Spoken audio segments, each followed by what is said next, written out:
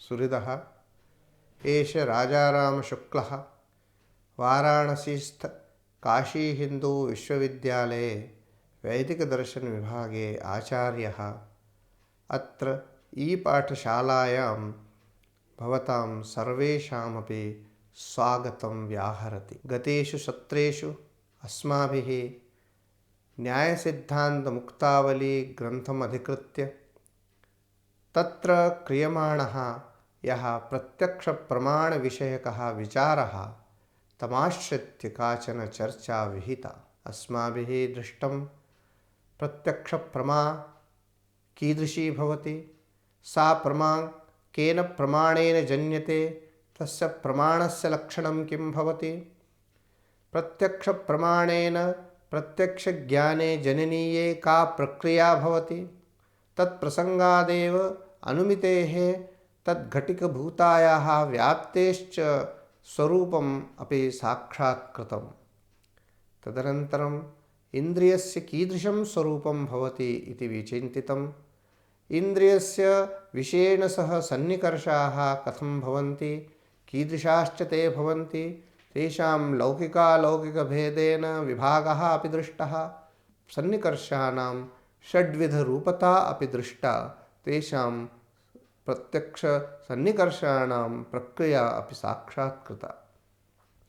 इदानीम् एकः प्रश्नः मनसि जागर्ति यत् किम् इन्द्रियसन्निकर्षे विद्यमाने सति प्रत्यक्षं जायते एव। बहवस्तादृशाः पदार्थाः सन्ति ये सर्वथा अयोग्याः सन्ति, तेषां प्रत्यक्षं कथमपि न सम्भवन्ति। यथा गुरुत्वम्, अदृष्टं, भावना इत्यादयः पदार्थाः सर्वथा अयोग्याः भवन्ति। किं तैः सह इन्द्रियसन्निकर्षे जातेपि प्रत्यक्षं कुतो न भवति? इन्द्रियसन्निकर्षरूपकारणस्य सत्त्वात् प्रत्यक्षं तु भवेदेव इति कश्चन विचारः। एवमेव केचन पदार्थाः ये अतीन्द्रियाः अस्माभियुक्ताः, तेषाम् अभावः कथम् इन्द्रियेण ग्राह्यः? यतोहि पूर्वसत्रे अस्माभिः दृष्टम् इन्द्रियेण केषाञ्चन पदार्थानाम् अभावः अपि साक्षात् क्रियते। यो गुणो येनेन्द्रियेण गृह्यते तन्निष्ठा जातिः तदभावोऽपि तेनैव इन्द्रियेण गृह्यते इति नियमः अपि अस्माभिः दृष्टः। अतः अमुं प्रश्नम् अधिकृत्य अस्माभिः काचन चर्चा अस्मिन् सत्रे करणीया। तदनन्तरम् अलौकिकसन्निकर्षस्य विषये अस्माभिः यः विभागः प्रस्तुतः, तम् अलौकिकसन्निकर्षम् अधिकृत्यापि शास्त्रानुसारेण काचित् चर्चा अस्माभिः अस्मिन् सत्रे सम्पादनीया। यथा सन्निकर्षादीनां कारणता भवति, तथैव योग्यानुपलब्धिः अपि कारणं भवति। तथा हि यत्र भूतलादौ घटस्य प्रत्यक्षं भवति, तत्र घटाभावस्य प्रत्यक्षं न भवति।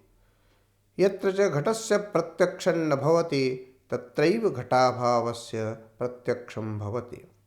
तेन ज्ञायते यत् घटस्य प्रत्यक्षं घटाभावप्रत्यक्षे प्रतिबन्धकमस्ति। प्रतिबन्धकाभावस्तु कार्यमात्रं प्रति कारणं भवति। अतः घटाभावप्रत्यक्षे घटप्रत्यक्षाभावः कारणम् इति ज्ञायते।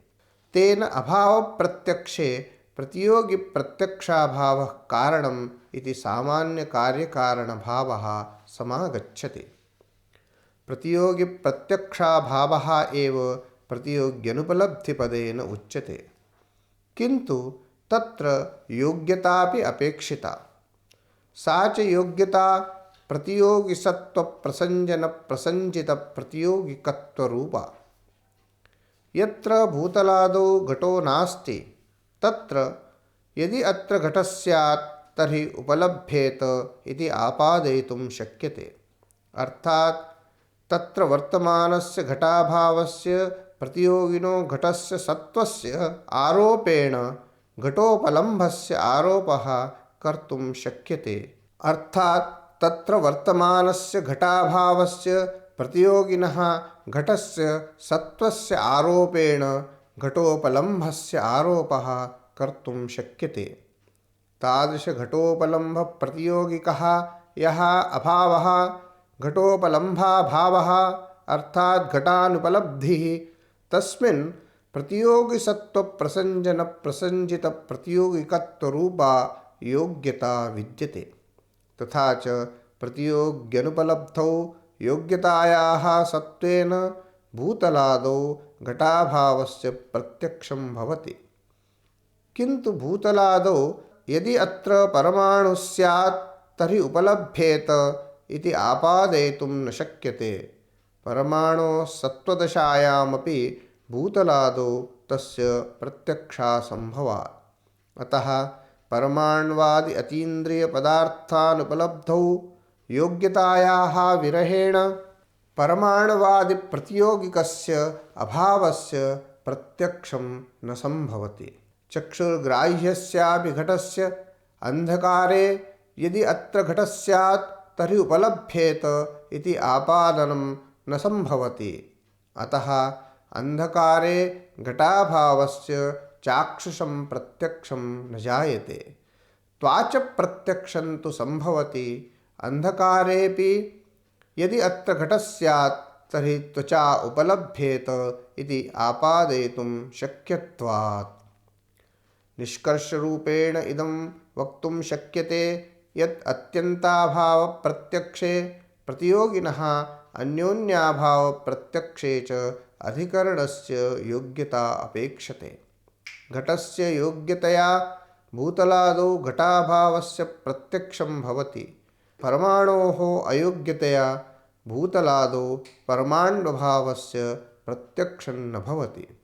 अन्योन्याभावस्थले तु स्तम्भे पिशाचस्य अत्यन्ताभावः न गृह्यते, किन्तु अन्योन्याभावस्य प्रत्यक्षं तु भवत्येव। अयं स्तम्भः न पिशाचः इति प्रत्यक्षं तु सर्वेषां जायते एव। तस्मात् इदं वक्तव्यं यत् योग्यानुपलब्धिः अपि अभावप्रत्यक्षे कारणं भवति।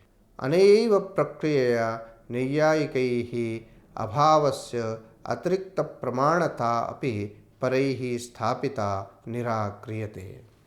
इदानीम् अलौकिकसन्निकर्षविषये विचारः क्रियते। सन्निकर्षं विना वस्तुनः प्रत्यक्षं न संभवति। सन्निकर्षश्च लौकिकालौकिकभेदेन द्विविधः उक्तः एव। तत्र लौकिकसन्निकर्षः षड्विधः अपि पूर्वं प्रतिपादितः एव। अलौकिकसन्निकर्षस्तु त्रिविधः: सामान्यलक्षणः, ज्ञानलक्षणः, योगजश्च। लौकिकसन्निकर्षद्वारा उपस्थितानां साक्षात् इन्द्रियसन्निकृष्टानाम् एव पदार्थानां प्रत्यक्षं भवति। सम्बद्धं वर्तमानञ्च गृह्यते चक्षुरादिना इत्युक्तत्वात्। अलौकिकसन्निकर्षद्वारा तु साक्षात् इन्द्रिया असन्निकृष्टानां कालान्तरीयाणां देशान्तरीयाणां च पदार्थानां प्रत्यक्षं भवति इति तु विवेकः। तत्र प्रथमसन्निकर्षः सामान्यलक्षणः। सामान्यलक्षणः इत्यत्र लक्षणशब्दस्य स्वरूपं विशेषश्च इति द्वयम् अर्थः। यदि लक्षणशब्दस्य स्वरूपम् इत्यर्थः क्रियते तदा सामान्यं लक्षणं स्वरूपं यस्य सः इति व्युत्पत्त्या सामान्यस्वरूपः सन्निकर्षः इत्यर्थः लभ्यते। यदि तु लक्षणशब्दस्य विषयः अर्थः तदा सामान्यं लक्षणं विषयः यस्य सः इति व्युत्पत्त्या सामान्यविषयकं ज्ञानं सन्निकर्षः इति अर्थः भवति। सिद्धान्तरूपेण द्वितीया व्युत्पत्तिरेव स्वीकृता वर्तते। तथापि पूर्वं प्रथमव्युत्पत्तिमादाय विचारयामः। प्रथमव्युत्पत्त्यनुसारं सामान्यस्वरूपः सन्निकर्षः इन्द्रियसम्बद्धविशेषकज्ञानप्रकारीभूतं सामान्यं सन्निकर्षः इत्यर्थः। इदं प्रथमतया अवगन्तव्यं यत् यदा एकेन धूमेन सह चक्षुषः सन्निकर्षो भवति तदा धूमः इति सन्निकृष्टधूमविषयकं चाक्षुषं लौकिकं प्रत्यक्षं जायते। तदनन्तरं सकलधूमविषयकः धूमः इत्येवं रूपः सकलधूमविषयकः चाक्षुषः अनुभवः अलौकिकप्रत्यक्षरूपः जायते। तत्र प्रथमे लौकिकचाक्षुषप्रत्यक्षे संयोगसन्निकर्षः कारणं, द्वितीये अलौकिकचाक्षुषप्रत्यक्षेषु धूमत्वमेव सन्निकर्षविधेया कारणं भवति।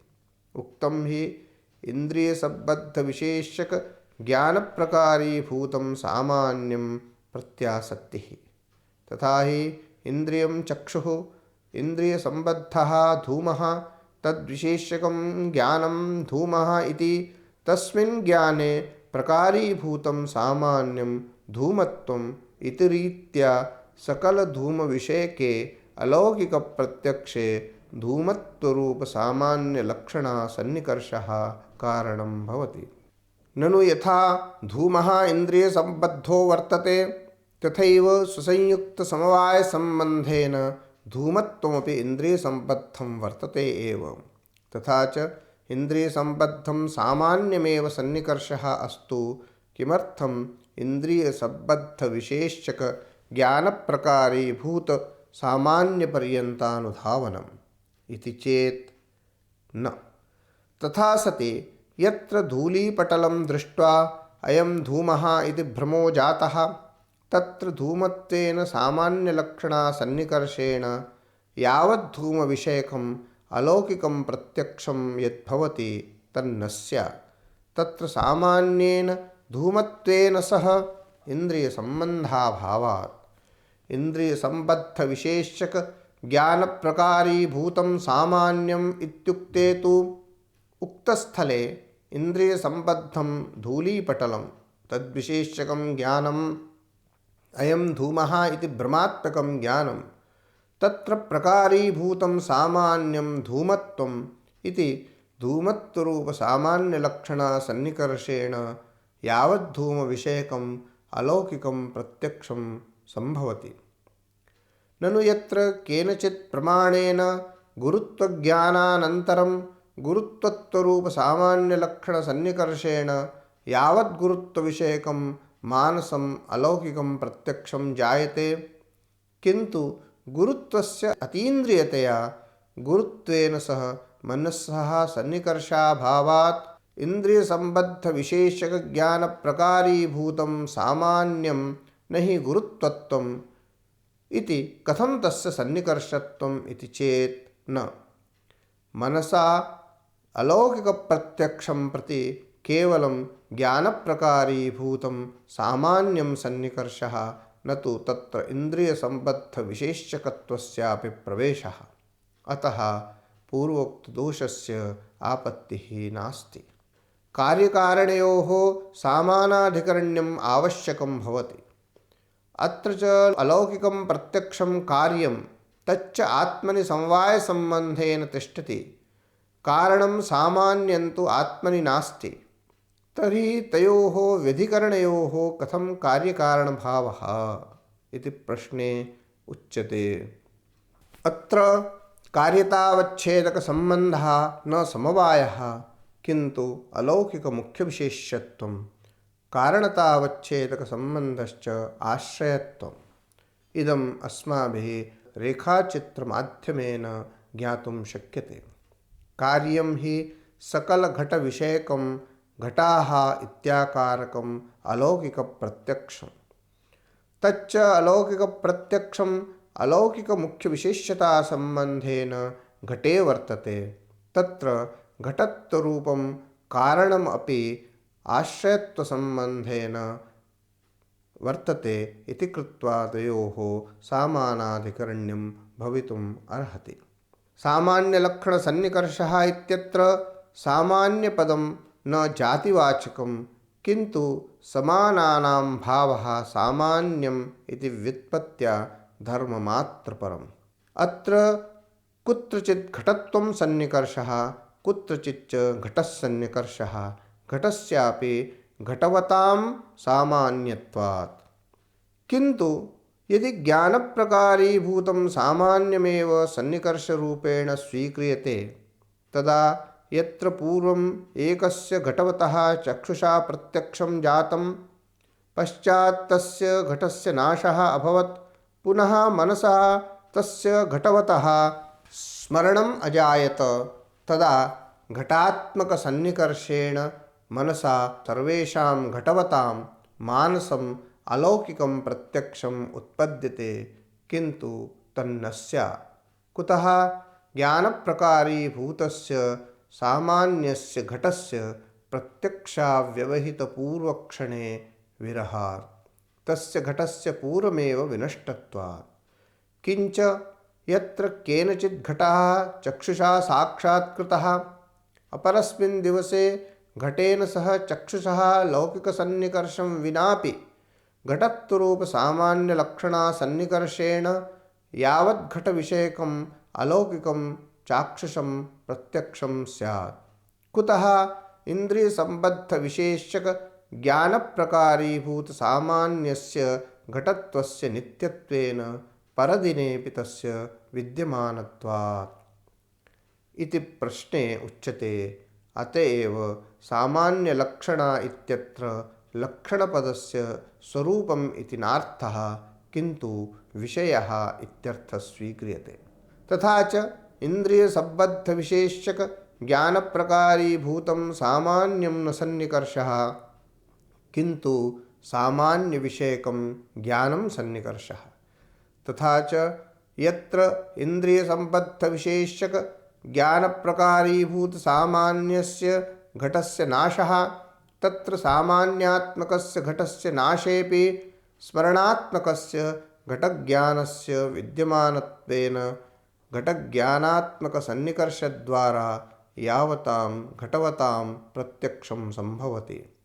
यत्र तु पूर्वस्मिन् दिने घटं दृष्ट्वा परदिने घटस्य चाक्षुषं विनैव घटत्वरूपसामान्यलक्षणासन्निकर्षेण यावद्घटविषयकप्रत्यक्षस्य आपत्तिः प्रदर्शिता सापि अत्र कल्पे न संगच्छते। तत्र घटत्वस्य नित्यत्वेपि ज्ञानस्य अनित्यत्वेन परिदिने घटत्वज्ञानरूपसन्निकर्षस्य विरहेण यावद्घटविषयकम् अलौकिकं प्रत्यक्षं न जायते। किंच अस्मिन् कल्पे इन्द्रियसम्बद्ध इत्यादि विशेषणानां विरहेण लाघवम् अपि इति विशेषः। ननु यदि सामान्यविषयकं ज्ञानमेव सन्निकर्षः तदा चक्षुषा सन्निकर्षं विनापि यत्र सामान्यस्य ज्ञानं तत्रापि सामान्याश्रयस्य अलौकिकप्रत्यक्षापत्तिः इति चेत् न। यदा घटत्वज्ञानात्मकसामान्यलक्षणा यावद्घटविषयकम् अलौकिकं प्रत्यक्षम् उत्पादयति तदा एकस्मिन् घटे घटत्वस्य लौकिकप्रत्यक्षस्य जनिका या सामग्री सापि अपेक्षिता भवति। तथा च यत्र एकस्मिन् घटे घटत्वस्य लौकिकप्रत्यक्षजनिका चक्षुस्सन्निकर्ष आलोकसंयोगाधिघटिता सामग्री नास्ति तत्र घटत्वज्ञानात्मकेन अलौकिकसन्निकर्षेण यावद्घटविषयकम् अलौकिकं प्रत्यक्षं न संभवति। इदमत्र अवधेयं यत् व्याप्यधर्मावच्छिन्नस्योत्पत्तौ व्यापकधर्मावच्छिन्नसामग्र्याः प्रयोजकत्वम् इति नियमः।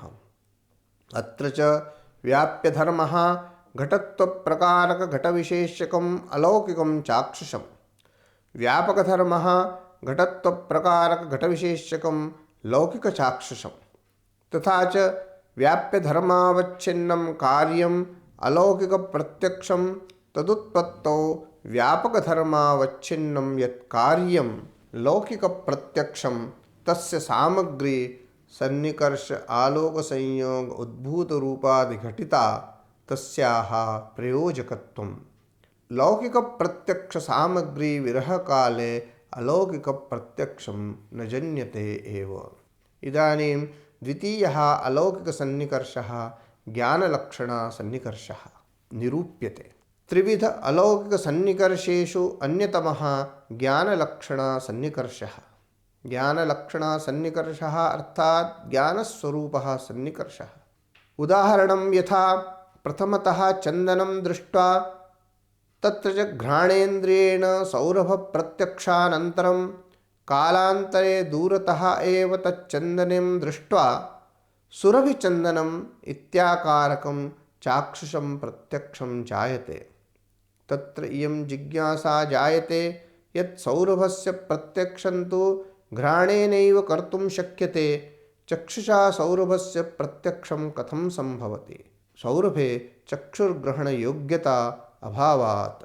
तदानीं सौरभस्य घ्राणजप्रत्यक्षमपि नास्ति चन्दनस्य दूरस्थत्वात्। किन्तु सुरभिचन्दनम् इत्याकारकं प्रत्यक्षं तु सर्वजनानुभवसिद्धमेव। अतः तत्र लौकिकसन्निकर्षस्य असम्भवेन ज्ञानलक्षणारूपेण अलौकिकसन्निकर्षेण चक्षुषैव सुरभिचन्दनम् इति अलौकिकं प्रत्यक्षं जायते। तत्र पूर्वतनानुभवजन्या सौरभविषयिणी स्मृतिरेव अलौकिकसन्निकर्षः इति मन्तव्यम्। तथा च यदा चक्षुषा चन्दनेन सह सन्निकर्षो जायते तदा पूर्वानुभूतसौरभस्मृतिरूप अलौकिकज्ञानलक्षणसन्निकर्षेण चक्षुषैव सौरभस्यापि अलौकिकं प्रत्यक्षं जायते। अतः सुरभिचन्दनम् इति प्रत्यक्षस्य न अनुपपत्तिः। ननु यत्र सौरभत्वरूपसामान्यलक्षणा सन्निकर्षेणैव सौरभभानसम्भवे ज्ञानलक्षणरूपस्य अतिरिक्तस्य अलौकिकसन्निकर्षस्य स्वीकारः अनुचितः इति चेत् न। तथापि सौरभत्वभानार्थं ज्ञानलक्षणा प्रत्यासत्तिरावश्यकी, तद्भानं तु सामान्यलक्षणया कर्तुं न शक्यते। ननु सामान्यलक्षणसन्निकर्षोऽपि ज्ञानरूपः, ज्ञानलक्षणसन्निकर्षोऽपि ज्ञानरूपः। तर्हि तयोः सन्निकर्षयोः को भेदः इति चेत् न। सामान्यलक्षणसन्निकर्षो हि यद्विषयकं ज्ञानं तदाश्रयस्य प्रत्यासत्तिः भवति। ज्ञानलक्षणसन्निकर्षस्तु यद्विषयकं ज्ञानं तस्यैव प्रत्यासत्तिः भवति इति द्वयोः विशेषः। यथा घटत्वज्ञानरूपसामान्यलक्षणसन्निकर्षेण यावद्घटविषयकं प्रत्यक्षं जायते, सौरभज्ञानरूपसामान्यलक्षणसन्निकर्षेण तु सौरभस्यैव ज्ञानं जायते, न तु सौरभवतां। तथा च तयोः भेदः साक्षात् कर्तुं शक्यते। तृतीयः योगचसन्निकर्षः। अलौकिकसन्निकर्षेषु तृतीयः योगचसन्निकर्षः स्वीकृतः। योगचसन्निकर्षस्तु योगाभ्यासजनितः श्रुतिपुराणादिप्रतिपाद्यः धर्मविशेषः। तेन सन्निकर्षेण आकाशपरमाण्वाद्यखिलपदार्थानाम् अतीन्द्रियाणामपि ज्ञानं सर्वदैव जायते। योगजः सन्निकर्षः द्विविधः उक्तः, युक्तः युञ्जानः। वस्तुतः तत्र योगिद्वैविध्यात् सन्निकर्षस्य द्वैविध्यम् इति मन्तव्यम्। युक्तस्य योगजसन्निकर्षेण सकलपदार्थगोचरं